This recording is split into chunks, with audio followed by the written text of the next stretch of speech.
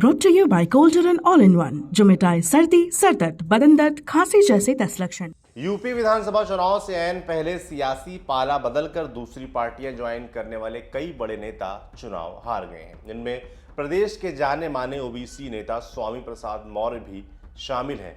मौर्य हाल में ही योगी सरकार से निकलकर सपा में शामिल हुए थे। हालांकि कई दल बदलुओं को नई पार्टी की हवा रास भी आई है। उन्होंने दूसरे चुनाव चिन्ह पर भी अपनी पारंपरिक सीटें बचा ली हैं। यहाँ हम यूपी के कुछ ऐसे ही नेताओं की फेहरिस्त लेकर आए हैं जिन्होंने चुनावों से ठीक पहले दल बदला था। पहला नाम है स्वामी प्रसाद मौर्य, जो कि फाजिल नगर से चुनाव लड़े। चुनाव से ऐन पहले बीजेपी छोड़कर समाजवादी पार्टी में शामिल हुए स्वामी फाजिल नगर विधानसभा सीट से हार गए। दल बदल के बाद उन्होंने कहा था कि वो जिसे छोड़ देते हैं उसका कुछ अता पता नहीं रहता, लेकिन बीजेपी के सुरेंद्र कुशवाहा ने उन्हें 26,000 वोटों से हराया है। स्वामी प्रसाद मौर्य प्रदेश के बड़े गैर यादव ओबीसी नेताओं में गिने जाते हैं। वह 2017 में बीएसपी छोड़कर बीजेपी में शामिल हुए थे। योगी सरकार में उन्हें कैबिनेट मंत्री बनाया गया था। 2022 विधानसभा चुनाव से ठीक पहले मौर्य ने बीजेपी छोड़ सपा का दामन थामा था। उसके बाद से ही वो बीजेपी पर हमलावर थे। बीजेपी को सांप और खुद को नेवला बताकर हाल ही में वो काफी सुर्खियों में थे। इससे पहले मौर्य कुशीनगर की पटरौना और रायबरेली की ऊंचाहार सीट से भी विधायक रह चुके हैं। दूसरा नाम है धर्म सिंह सैनी का, जो कि नकुल से चुनाव लड़े। धर्म सिंह सैनी भी चुनावों से ठीक पहले मंत्री पद और भाजपा का साथ छोड़ सपा में शामिल हुए थे। वो सहारनपुर जिले की नकुल विधानसभा सीट से चुनाव हार गए हैं। कांटे की टक्कर में भाजपा के मुकेश चौधरी ने उन्हें शिकस्त दी है। धर्म सिंह सैनी यूपी की बीजेपी सरकार में आयुष विभाग, खाद्य सुरक्षा एवं औषधि प्रशासन राज्य मंत्री स्वतंत्र प्रभार रहे हैं। 2002 से लगातार 4 बार के विधायक हैं। 2002, 2007 और 2012 में बसपा के टिकट पर विधानसभा में पहुंचे थे, जबकि 2017 में बीजेपी के टिकट पर नकुल सीट से जीतकर विधायक बने थे। अगला नाम है दारा सिंह चौहान का, जो कि घोसी से चुनाव लड़े हैं। योगी सरकार में ये भी मंत्री थे और पाला बदलकर जो 2 मंत्री हमने इससे पहले गिनाए ये भी सपा में चले गए थे, लेकिन दूसरे दल बदलुओं के मुकाबले उनकी किस्मत अच्छी रही। मऊ जिले की घोसी विधानसभा पर उन्होंने जीत दर्ज की है। उन्होंने बीजेपी के विजय राजभर को शिकस्त दी। 2017 में दारा सिंह चौहान ने बीजेपी के टिकट पर मऊ जिले की घोसी विधानसभा से चुनाव जीता था, लेकिन इस बार चुनाव से ठीक पहले सपा में शामिल हो गए थे। इस सीट पर दारा सिंह का मुकाबला बीजेपी के विजय राजभर और बीएसपी के वसीम इकबाल चुन्नू से था। अगला नाम है रामअचल राजभर का। अकबरपुर से चुनाव लड़े थे। अम्बेडकर नगर की सीट है ये। करीब 4 दशकों से बहुजन समाज पार्टी से जुड़े रहे रामअचल राजभर ने इस बार समाजवादी पार्टी के टिकट पर अकबरपुर सीट से चुनाव लड़ा था।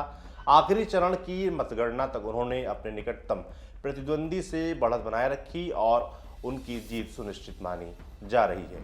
आपको बता दें कि ये चुनाव रामअचल राजभर ने जीत लिया है। दूसरे नंबर पर बीजेपी रही और तीसरे नंबर पर बसपा लड़ी। लड़ाई त्रिकोणीय थी, मगर रामअचल राजभर ने जीत हासिल की। 5 बार के विधायक राजभर बीएसपी सुप्रीमो मायावती की करीबी नेताओं में रहे हैं, लेकिन बाद में दोनों में अनबन हो गई। मायावती ने उन्हें पार्टी विरोधी गतिविधियों के चलते बसपा से निष्कासित कर दिया था। 2022 के चुनाव से पहले रामअचल ने समाजवादी पार्टी का दामन थाम लिया था। इस बार वो अपनी ही सीट पर साइकिल चुनाव चिन्ह पर किस्मत आजमा रहे थे और सफल रहे। अगला नाम है लालजी वर्मा का, जो कि अम्बेडकर नगर की ही कटहरी सीट से चुनाव लड़े थे। चुनाव से कुछ समय पहले ही नई पार्टी ज्वाइन करने वाले यूपी के दिग्गज नेताओं में ये भी शामिल थे। वह कटहरी सीट से सपा के टिकट पर लड़ रहे थे। रामअचल राजभर की तरह ही लालजी वर्मा ने भी अपनी सीट पर जीत हासिल की है।